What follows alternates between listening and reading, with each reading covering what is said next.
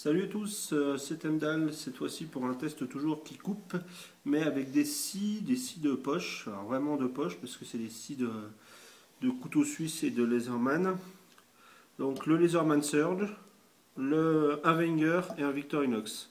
L'avantage du Laserman Surge, c'est que les lames de scie sont interchangeables. Donc en cas de casse, vous changez la lame. Au niveau des tailles, on est sensiblement sur les mêmes tailles. La Victorinox est un peu plus longue. Donc évidemment ce sont des scies d'appoint, mais l'avantage c'est que n'importe lequel de ces couteaux, bon celui-ci est un peu plus cher, celui-ci doit valoir une quinzaine d'euros, vingtaine d'euros, celui-ci une trentaine d'euros. L'avantage c'est que c'est vraiment des couteaux qu'il faut avoir en fond de sac, parce qu'il y a justement, j'avais déjà fait une vidéo là-dessus, mais une très bonne scie, des bonnes lames de couteau, des petits outils, notamment une pince à épiler qui dans les bois sert bien pour enlever une écharde, un poinçon pour rajouter un trou sur votre ceinture, servir de pasta sèche, ce genre de choses, un tire-bouchon pour une bonne bouteille avec les amis. Bon là en plus il y a une pince qui sert un peu moins dans les bois. Alors hop.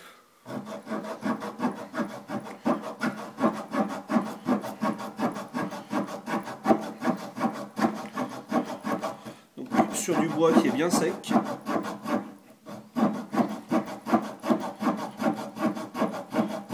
Et qui fait 2 cm de diamètre.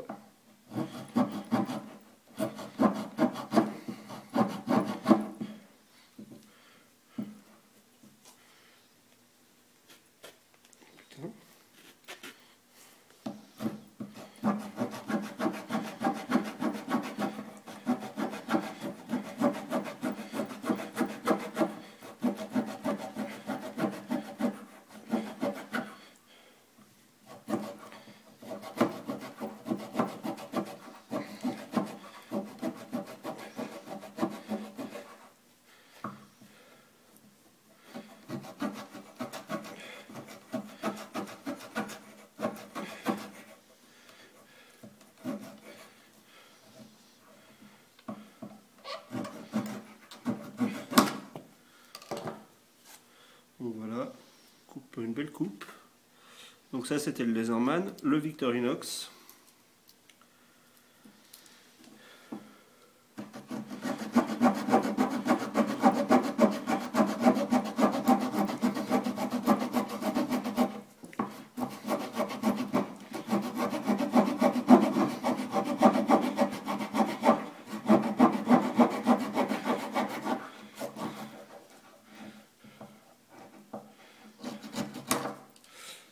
Hop, même coupe. Hein.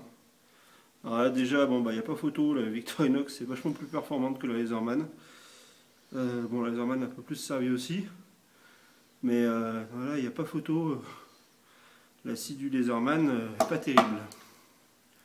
Mais peut toujours effectivement ça la dépanner. Et là le Wenger.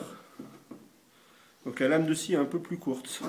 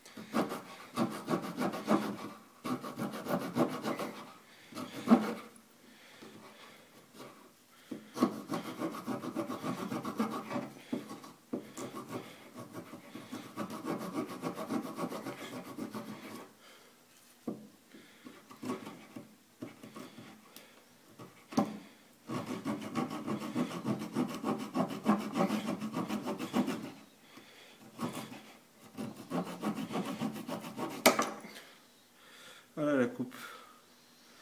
Donc, eh ben, ma grande surprise, parce que je pensais que le Wenger allait être plus performant que les autres, surtout qu'il est neuf.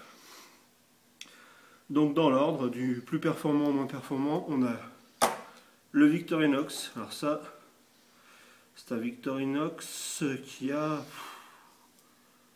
Il me semble qu'il a une quinzaine d'années, celui-ci. Donc, autant vous dire que c'est pas sa première coupe d'armes. Le Wenger en second. Mais bon, là, peut-être que la taille un peu réduite de la lame joue à sa défaveur. Mais l'accroche est un peu moins bonne que sur le Victorinox. Et en bon dernier, on a le Laserman. Alors, le Laserman, ça fait 5 ans que je l'ai. Il a aussi coupé 2-3 morceaux de bois. Mais je pensais pas qu'il y avait une telle différence parce que j'en ai vraiment bavé avec le Laserman. Avec le Victorinox, c'est un vrai bonheur. Donc voilà. Des tronçons de 2 cm, hein, c'est des scies qui ont allez, 3-4 cm, c'est vraiment le maximum. Hein, parce qu'après, ça sert plus à rien. Bon, j'ai déjà eu à faire avec un Victorinox Atlas, donc les grands modèles Victorinox, sur du 10 cm, il faut à peu près un quart d'heure pour couper le machin quand même. Mais bon, ça peut toujours dépanner au fond du sac, à laisser en permanence dans sa pochette en ville. En plus, je parle là des Victorinox ou des Wenger. Franchement, vous faites arrêter par un contrôle de police avec ça, vous n'avez aucun risque. Moi, ça m'est déjà arrivé à l'époque où j'étais en plus très looké, métalleux, treillis, ainsi de suite.